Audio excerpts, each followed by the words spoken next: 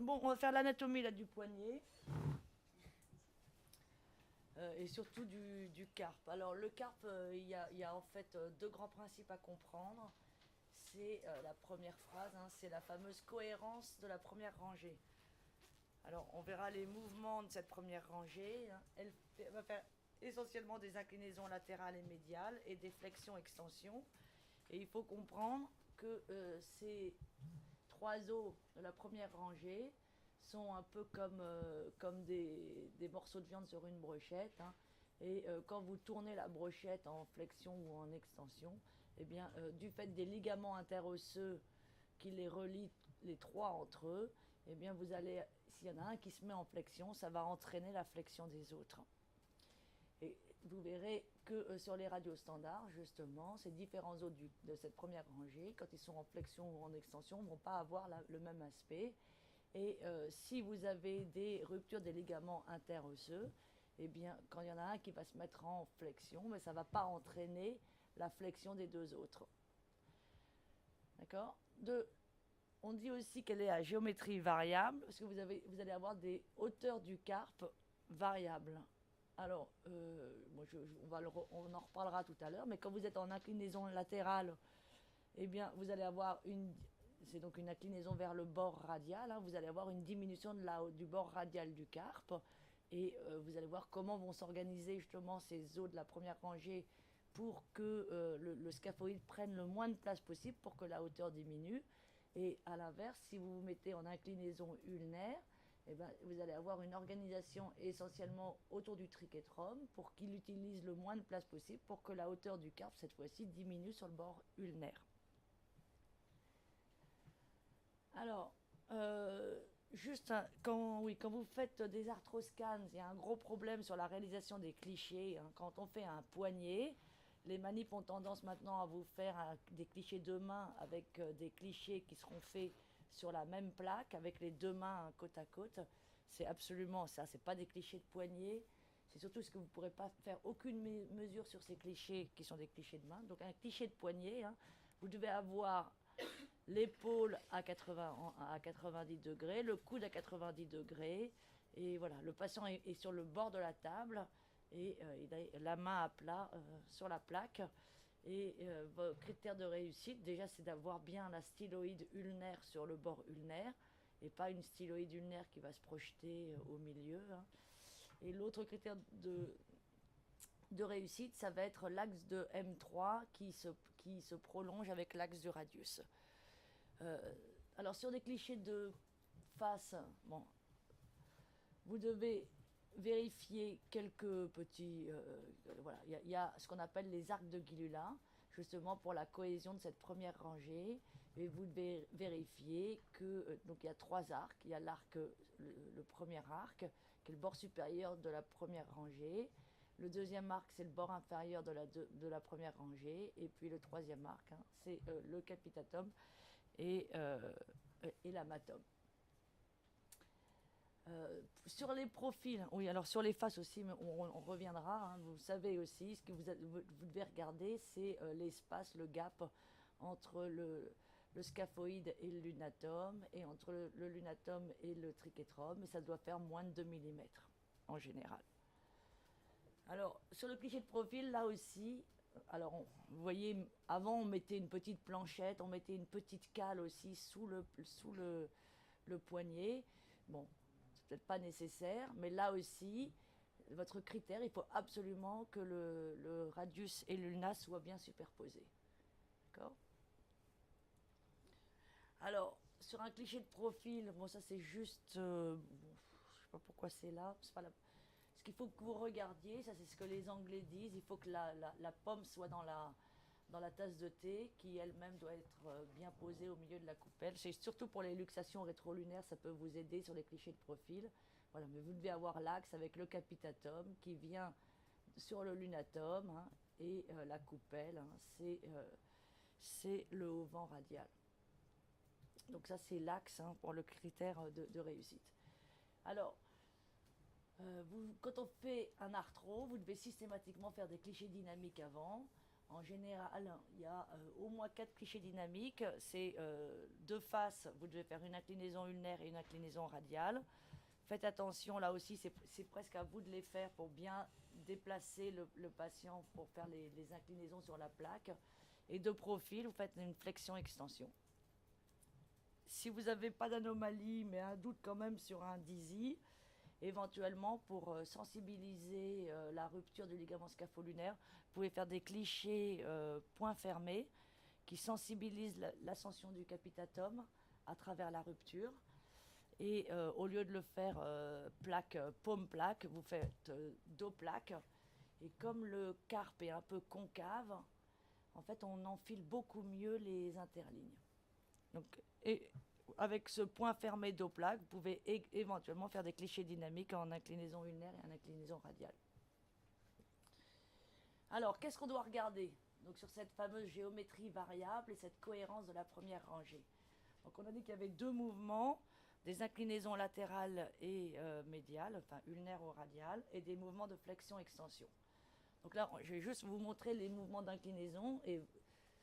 Alors, quand vous avez des inclinaisons, on a dit, voilà, c'est la hauteur du carpe qui va varier. Hein. Vous êtes d'accord que si vous faites une inclinaison radiale, cette hauteur-là va diminuer. Sur une inclinaison ulnaire, cette hauteur-là va diminuer.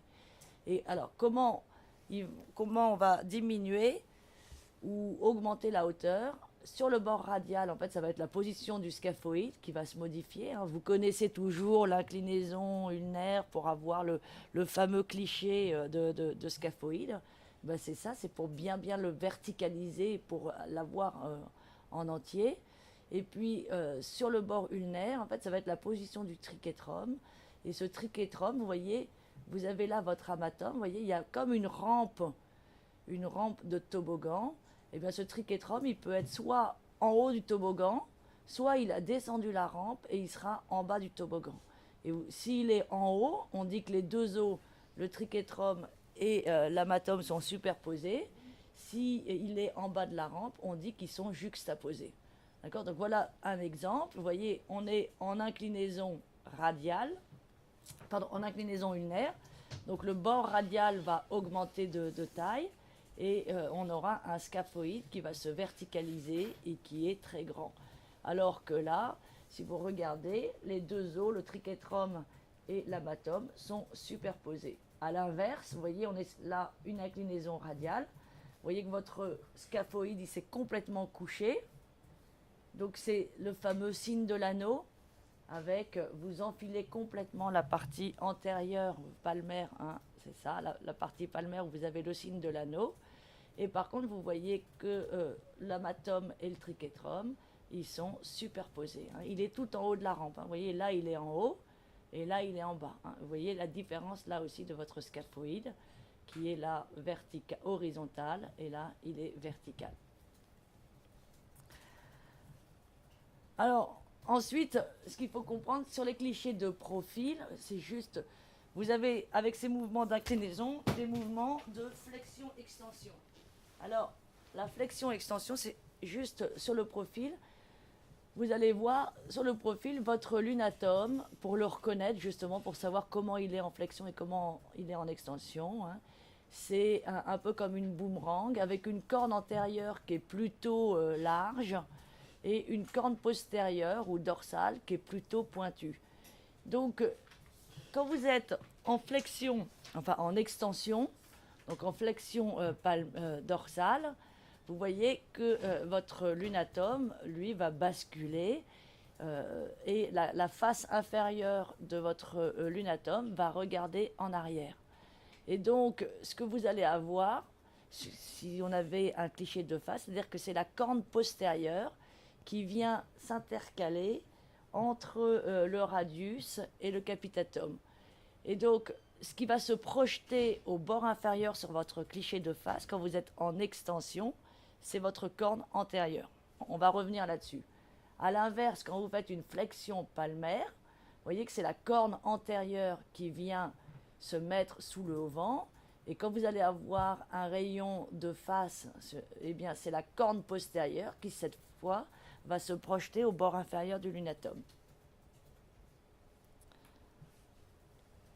Alors, bon, là, c'est juste pour vous montrer, hein, voilà, hein, voyez votre lunatome, vous regardez, il regarde bien, là, c'est une flexion palmaire, là, c'est une flexion dorsale, et vous regardez comment regarde votre face inférieure, hein. Il a bien bougé, vous comprenez, là, hein, c'est la face dorsale, et là, c'est la corne antérieure que vous allez dégager, hein. Souvenez-vous que la corne postérieure, c'est la petite corne. Donc, je sais pas, peut-être un moyen mémotechnique avec petite corne postérieure, PPP. Voilà. Alors, ce qu'il faut ensuite comprendre, c'est que quand vous avez en fait une inclinaison, vous avez forcément un mouvement conjugué. C'est-à-dire que l'inclinaison va s'associer forcément avec une flexion ou une extension. Alors, ce qu'il faut retenir, c'est que quand vous faites une flexion, une inclinaison radiale, pardon, vous avez forcément une flexion de votre première rangée. D'accord? Donc quand on dit flexion de la première rangée, hein, je vous rappelle, si vous vous souvenez plus, flexion de la première rangée, ça veut dire que vous allez avoir la corne postérieure qui se projette. Alors justement, là j'en profite pour revenir. Bon, là, voilà votre lunatome. Qu'importe, est-ce qu'il est en flexion ou en extension, là, c'est pas le sujet, là. Mais juste regardez votre lunatome. Vous voyez qu'il n'a pas la même forme sur une inclinaison ulnaire et sur une inclinaison radiale. Vous voyez là, c'est une grosse corne. On a dit que la grosse corne, c'était la corne antérieure. Et là, c'est une petite corne. C'est donc la corne postérieure. D'accord? Donc, hein, retenez aussi, je reviens, hein, en extension, c'est donc la grande corne que vous aurez. Et en flexion, c'est la petite corne que vous aurez. Alors, on a dit maintenant ces mouvements conjugués. Donc, quand vous avez des mouvements conjugués, une inclinaison radiale s'accompagne toujours d'une flexion de la première rangée. Alors qu'une inclinaison ulnaire va s'accompagner d'une extension de la première rangée. Donc ça va être très important quand vous allez avoir justement des ruptures du ligament scapho-lunaire, quand vous allez faire vos clichés dynamiques. Si vous avez une rupture, eh bien vous allez avoir votre premier os qui va se mettre en flexion ou en extension, mais il ne va pas accompagner, puisqu'il y a une rupture dans cette cohésion de la première rangée, les autres ne vont pas suivre le mouvement de flexion ou extension, et c'est comme ça qu'on va reconnaître. D'accord? Alors, donc, si je me mets en inclinaison radiale, il y a un mouvement de flexion, et donc on va avoir la flexion palmaire du lunatome. Hein, on a dit que c'était la petite corne qui venait se projeter en arrière. Alors, pour retenir, donc en inclinaison radiale, c'est la hauteur du carpe là qui va diminuer. Donc on a un scaphoïde qui va prendre le moins de place possible. Donc vous avez un signe de l'anneau. Et vous allez avoir, puisqu'il y a un mouvement de flexion, eh bien vous allez avoir une petite corne postérieure. Alors justement, toujours pour retenir, quand vous êtes dans les mouvements d'inclinaison radiale, il y a toujours une flexion. Donc en fait, vous devez tout voir en petit si vous avez une cohérence de la première rangée. Vous devez avoir un petit scaphoïde et une petite corne postérieure de votre lunatome qui se projette au bord inférieur. D'accord? Tout est petit. Donc c'est ça ce que vous devez vraiment regarder sur vos clichés dynamiques. A l'inverse, quand vous faites une inclinaison ulnaire, alors vous allez avoir la superposition ou la juxtaposition, vous verrez que ça n'a pas beaucoup d'importance, ça.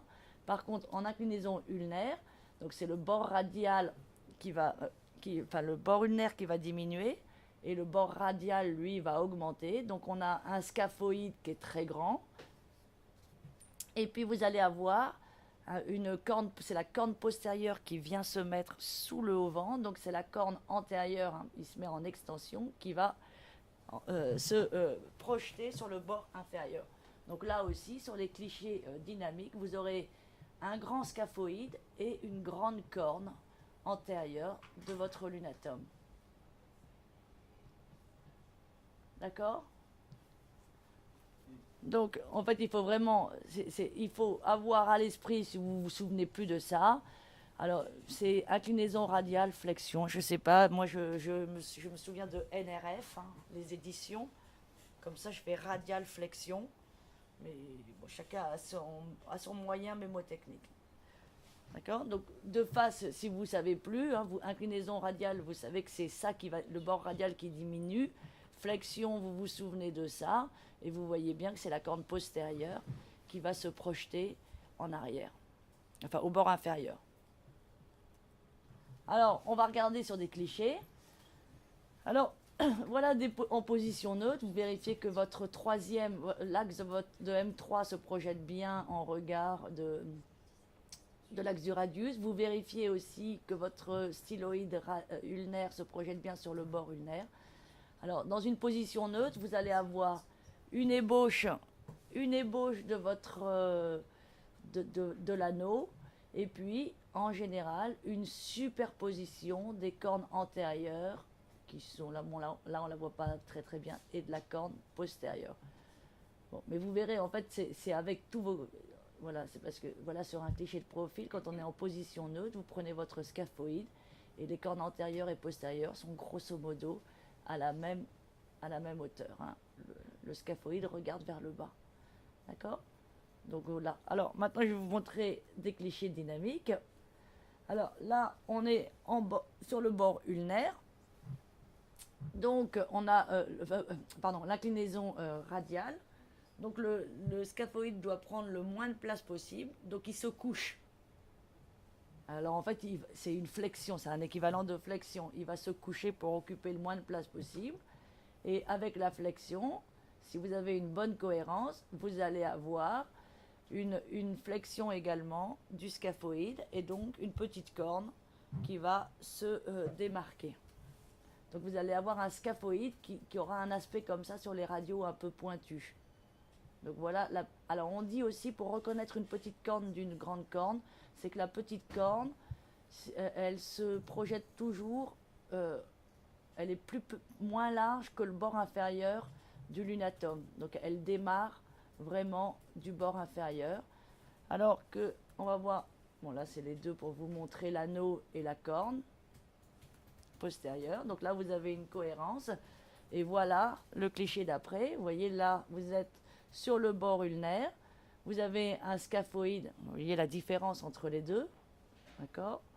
Le scaphoïde, l'anneau a disparu, il s'est verticalisé. Et vous voyez la corne antérieure, elle est beaucoup plus large. Et elle naît, en général, quand on suit son trait, elle remonte sur les bords latéral et médial du lunatum. Regardez la différence entre les deux. Voilà une corne postérieure et voilà une corne antérieure. D'accord? Donc là, ce qu'on voit, hein, c'est qu'il y a une parfaite cohérence. Donc le ligament interosseux, il est intègre, hein, parce que si mon scaphoïde bouge, il fait bien bouger en même temps le lunatum. Quand il se met en extension, quand il se verticalise, il met aussi le lunatum en extension, avec la corne postérieure qui va sous le haut-vent radial, et c'est la corne antérieure qui se projette en dessous. D'accord? Alors, si on regarde, on le regarde beaucoup moins, hein, le bord ulnaire, on a dit, là, vous devez avoir une hauteur du bord ulnaire qui doit être plus importante, et vous voyez que le trichétrum, il est bien en projection, enfin, il est superposé par rapport au lunatum. Ce qu'on dit aussi, vous voyez là, il y a une croix, c'est là qu'on pique pour les arthrographies. Vous voyez que la croix, là, la distance entre le capitatum et le trichétrum, elle est plus petite qu'entre le lunatum et l'amatum, alors que dans l'autre position, on a une croix qui est harmonieuse. Bon, et vous voyez que là, le trichétrum est en bas de la rampe, puisqu'il doit occuper le moins de place possible. Vous voyez la différence? C'est pas, vous voyez cette croix, vous voyez la distance là, la distance va se rapprocher et là il est vraiment juxtaposé, enfin superposé, pardon, alors que là ils sont juxtaposés, ils sont côte à côte. Bon, là c'est juste pour vous. Alors, bon là c'est juste encore bon, en inclinaison ulnaire hein, vraiment et radiale avec le scaphoïde, hein, l'anneau. Donc vous voyez là encore un exemple. Vous voyez, vous avez l'anneau et une petite corne, donc tout est petit, c'est tout à fait normal. Et là, vous êtes en inclinaison ulnaire et vous avez un grand scaphoïde et une grande corne. Vous voyez la différence hein, entre cette corne-là et cette corne-là. Vous voyez que la corne postérieure, le bord, elle part du bord inférieur, tandis que la corne antérieure, elle bave un petit peu. En général, elle va, voilà. Donc vous voyez que c'est très très simple. Même si tout le monde se fait un peu de la même chose, vous voyez là, hein, ils sont bien superposés et là, ils sont juxtaposés. Alors, là, qu'est-ce que c'est juste encore pour vous montrer. Donc, est-ce qu'il y a. Est-ce que c'est harmonieux? Voilà, en fait, ce que vous devez, quand vous avez vos clichés dynamiques, vous devez. Alors, le gap, vous ne l'avez pas forcément. Et c'est justement sur les instabilités un peu qui n'apparaissent que sur les clichés dynamiques. Donc quand on les fait, vous devez vraiment regarder ça c'est la position neutre. Donc on a une superposition des deux cornes, une ébauche. Ensuite je me mets en inclinaison radiale, il est vertical et là j'ai a priori une grande corne. Si vous ne savez pas reconnaître la corne antérieure de la corne postérieure, c'est vraiment grâce au cliché dynamique, hein, vous voyez bien qu'il est différent, que le scaphoïde, que le lunatome, il bouge. Donc s'il bouge, ça veut dire que le ligament est normal. Si vous avez une rupture du ligament, vous allez avoir un lunatome qui est immobile. Donc sur les clichés dynamiques, il va toujours rester dans la même position. Il va se mettre en dorsale, enfin en instabilité, en extension. D'accord? Donc là, vous voyez que ça bouge, donc ça c'est normal. Que votre scaphoïde bouge, c'est normal, mais ce qu'il faut voir après, c'est est-ce que j'ai une cohésion de la première rangée et est-ce que j'ai un lunatome qui suit le mouvement. Ça, c'est la locomotive, et derrière, vous avez les wagons. Donc, est-ce que tout suit derrière? D'accord? Et pareil, alors, quand vous avez un doute sur une instabilité et donc une immobilité du lunatome, c'est beaucoup beaucoup plus simple, vous regardez vos clichés dynamiques. Alors, ouais, qu'est-ce qui s'est passé? Alors, sur vos clichés, il faut qu'il y ait une bonne superposition. Vous voyez là, c'est un tout petit peu limite, mais ce que vous allez regarder dans ces cas-là, est-ce que mon lunatome bouge convenablement? C'est-à-dire, vous regardez vos cornes et vous regardez votre face inférieure. En flexion, la face inférieure, elle doit regarder en avant, et en extension, votre face intérieure, elle regarde en arrière. Et vous voyez que là, sur ces deux clichés, votre lunatome, il a bougé. Donc là aussi, c'est une confirmation que votre ligament scapho-lunaire, il est normal.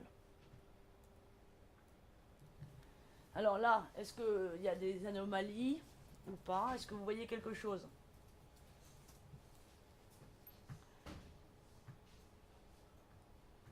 Alors, vous regardez sur vos clichés de face, vous regardez éventuellement les arcs de Guilula. Mais quand vous avez une instabilité enfin, avec les ruptures du scapho lunaire, l'arc, il est normal hein, en général. Donc,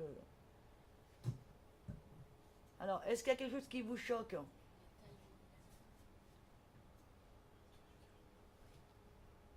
Donc à chaque fois, vous devez regarder, hein, même si vous ne savez pas analyser, est-ce qu'il est en flexion, en inclinaison, est-ce que vous vous en foutez. Vous voyez que vous avez un scaphoïde qui bouge un petit peu quand même. Parce que là, on est en neutre, là, on est en radial, là, on est en ulnaire. Et vous voyez que le scaphoïde, ben là, sur la géométrie, la hauteur du quart, finalement, ben là, ça diminue.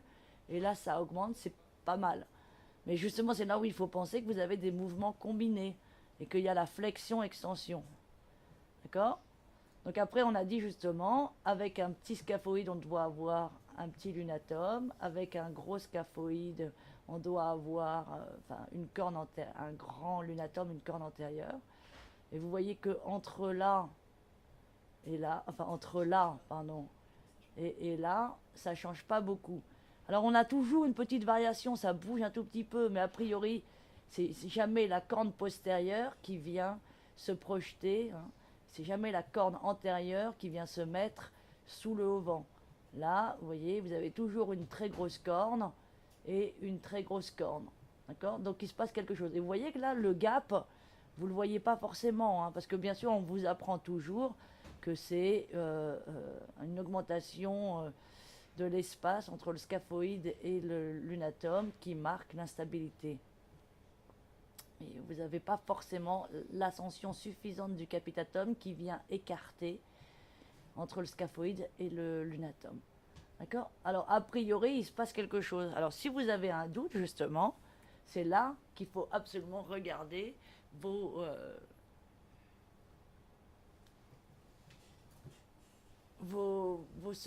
lunatums et vous regardez. Pardon. Bon, là, je vois que ça bouge un petit peu, donc c'est pas un bon exemple. Alors, un autre exemple là. Alors, où est le pathologique? Où est le normal?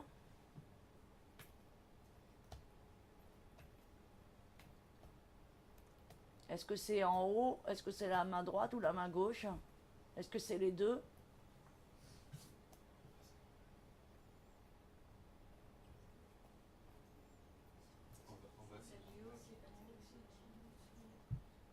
Alors, attendez, combien en haut, combien en bas? Le pathologique? Ouais, En haut. d'accord, parfait. Bon, alors déjà, vous voyez que cette fois-ci, il y a une ébauche de gap qu'on voit. Vous voyez que votre scaphoïde, il bougera toujours un tout petit peu. Et là, c'est pareil, vous avez toujours une grosse corne antérieure qui se projette là, hein. Il est vraiment là, il ne bouge pas du tout. Alors qu'à l'inverse, là, si vous regardez entre les deux, là, vous avez une corne antérieure, une large, avec un gros scaphoïde. Et là, un petit scaphoïde, une petite corne postérieure. D'accord? Donc ça, c'est vraiment, vous voyez, c'est pas si compliqué. Tout le reste, vous pouvez l'oublier. Alors, sur les radios standards, on va aussi vous faire plein de mesures qui ont dans plein d'angles aussi. Il y en a peut-être deux à retenir. Alors, c'est déjà la hauteur du carpe. Parce que ce que vous allez, hein, bien sûr, la pathologie la plus fréquente pour le carpe, c'est les instabilités scapho-lunaires. Et quand vous avez une rupture de ce ligament scapho-lunaire, en fait, vous allez avoir une ascension du capitatum.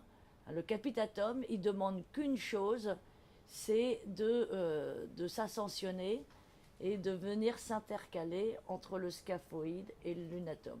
Donc vous allez avoir dans les pathologies d'instabilité du poignet, en général, une diminution de la hauteur du carpe. Donc on mesure en fait le rapport, la hauteur du carpe en regard du capitatum et la hauteur de M3. Vous faites un rapport et ça doit faire 0,54. D'accord? La hauteur de M3 sur la hauteur du carpe. Si ça diminue, c'est parce que vous allez avoir une diminution de la hauteur du carpe, c'est pathologique. Hein, ça diminue. Hein, ce que vous devez vraiment bien comprendre, c'est que c'est le capitatum qui s'ascensionne. Vraiment, il demande qu'une chose, hein, c'est passer à travers.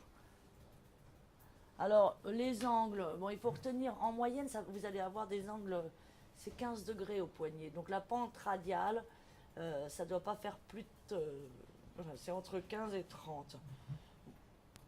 Bon, ça ne va pas vous aider pour les instabilités, mais vous pouvez avoir des anomalies de la pente radiale dans des malformations, hein. La plus fréquente, c'est le maglum, qui vont donner bon, pas très très... Bon, ça par contre, vous devez le savoir, c'est l'index radio-ulnaire distal, hein. Vous prenez la tangente au bord radial, sur le bord radial, vous prenez la tangente là, hein, vous regardez la corticale, et vous prenez cette tangente, là la tangente sur la base de la styloïde, et vous regardez l'index, s'il est positif ou négatif. La normale, c'est moins 2 moins 2, plus 2. Hein, si ça fait plus de 2, on dit qu'on a un ulna long. Si ça fait... plus de moins 2, pardon, c'est un ulna long. Si ça fait plus de plus 2, c'est un ulna court. Alors c'est important parce que vous avez des maladies qui sont associées à ces variances ulnaires ou positives ou négatives. Vous savez que si vous avez un ulna long, ça va favoriser les fameux conflits entre l'ulna et le lunatum. Et si vous avez un ulna qui est trop court, ça favorise les maladies de Kainbock, qui sont une nécrose du lunatum. En général, ce que vous allez voir, vous, c'est des séquelles de putocol chez les femmes âgées, et elles vont se retrouver avec un ulna long, et donc elles vont elles vont guérir de leur putocol, mais elles vont revenir quelques mois ou années après pour des douleurs du bord radial. Et il faut penser en fait à la pathologie de l'ulna long avec des conflits. Vous allez avoir en fait des condensations et des petites géodes en regard du lunatum. Alors les clichés de profil, bon là, je vais pas, on va pas, ça n'a pas beaucoup d'importance. L'angle radio-lunaire, là aussi, c'est dans les instabilités du dizzy. Mais le seul angle à connaître, éventuellement, c'est l'angle entre le scaphoïde et le lunatum. Alors, l'axe du lunatum, c'est un tout petit peu compliqué à mesurer.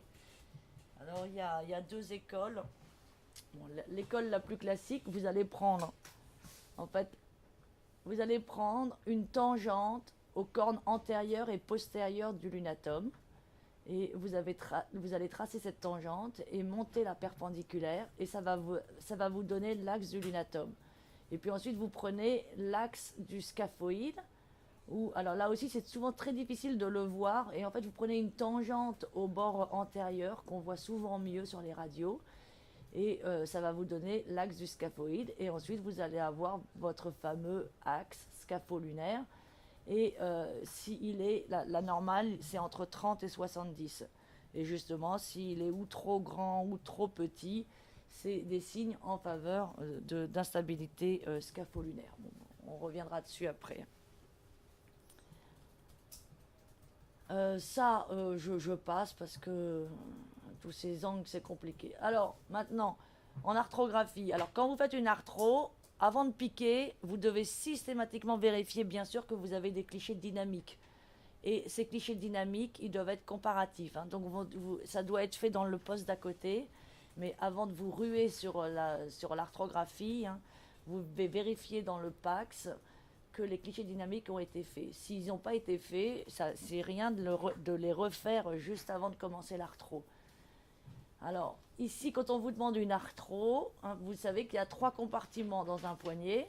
Vous avez le compartiment, alors là, c'est fermé par les ligaments, l'unotriquétral. Bon, le ligament, alors ça c'est le premier compartiment. Le médiocarpe, il va communiquer également avec les carpométacarpiennes. Donc vous allez, le premier temps de l'arthrographie, même si on vous demande une atteinte, je ne sais pas, du ligament triangulaire, ou vous faites quand même les 3 compartiments.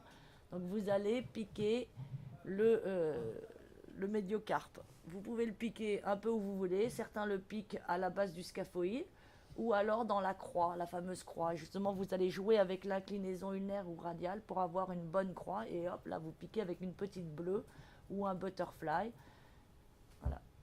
Alors ensuite, s'il n'y a aucun passage, vous allez piquer la radio ulnaire distale, en sachant pour la piquer, hein, comme elle vient s'incruster dans la berge, dans la surface articulaire du radius. Quand vous piquez, il faut viser la tête ulnaire et se mettre dans l'interligne, d'accord ? Vous visez là et hop, vous rentrez dans l'interligne. Parce que parfois, s'il n'est pas bien tourné, vous pouvez avoir le rebord radial de l'articulation qui vient se projeter sur l'interligne. C'est pour ça qu'il faut viser la tête et rentrer. Après, vous pouvez tourner un tout petit peu votre l'ulna pour essayer d'avoir parfaitement l'interligne. Donc là aussi, vous allez vérifier. Alors, souvenez-vous, le ligament interosseux, il s'insère vraiment à la partie supérieure.